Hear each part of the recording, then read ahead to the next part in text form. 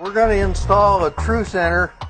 Well, the first thing we want to do is get our axle bracket, which comes in the kit from Blue Ox, and we're going to install it up here like this on this on the axle using the nuts that hold the rear U-bolt on. So I'll take these nuts off here first.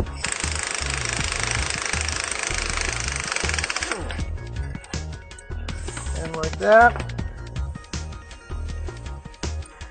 And now we slide this over the top of the tie rod. Be sure this bend in this bracket is like this so that when it goes on here, this is pointed upwards on this particular application. We'll slide that on there like this. And now we'll tighten them down.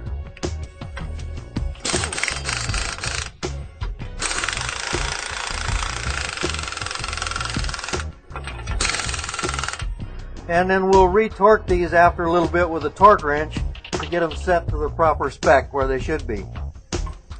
Now we're going to put the TruCenter on. It's going to bolt onto here and it'll hang down here. So it'll come across this way. So when we put the bracket on the tie rod like this, we want it positioned like this so that our bolt is the same way.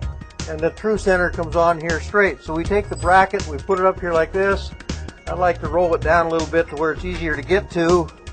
Put the nuts on. And we'll do the other one. Like that.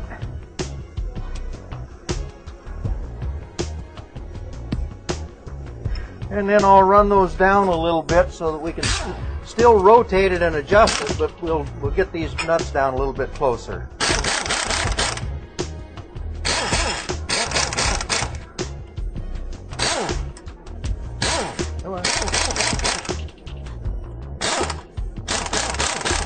Now this way I can still turn this around here and I'll be able to adjust it this way to get the length of the TruCenter right. So now we'll grab the TruCenter. Now here's the TruCenter. I'm going to bolt this thing up here so that this box is toward the rear so it doesn't interfere, and the other end is like this. So it's going to go up like this. So now we'll get the bolts and put them in there. And we'll bolt like that. And again, I put the bolt down so that we don't have interference potential with the spring or anything like that.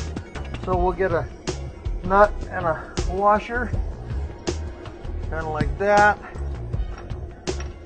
Put this on. This will rotate this way, so that's all right. It's designed to do that.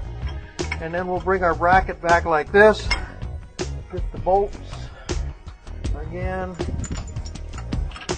We're going to use this hole, not that one, so that we don't have an interference with anything.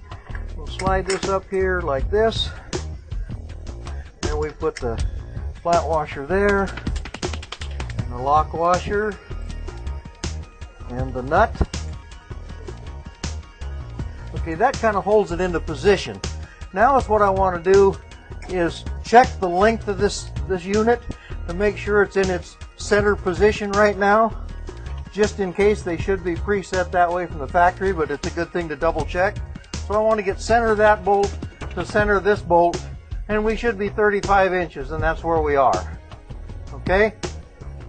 The model number is the 35270, indicating it's 35 inches center to center and 270 pounds. So now that we know that that's right, we can go ahead and tighten this unit up.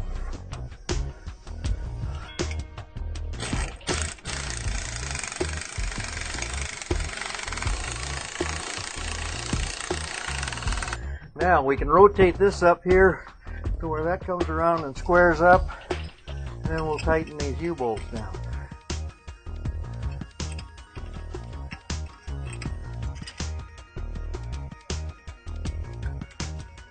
Now that that's up there, we're going to double check the center length again here. So we come out here at 35. Yes, and that's where we want to be, is 35 center to center of those bolts. And that indicates that the unit is in its center position, so that gives us 1 inch to the left and 1 inch to the right of potential adjustment, which is more than enough that you'll ever use in the operation of the unit. Last thing to do is torque it. Check the torque on the bolts. There, we got that one.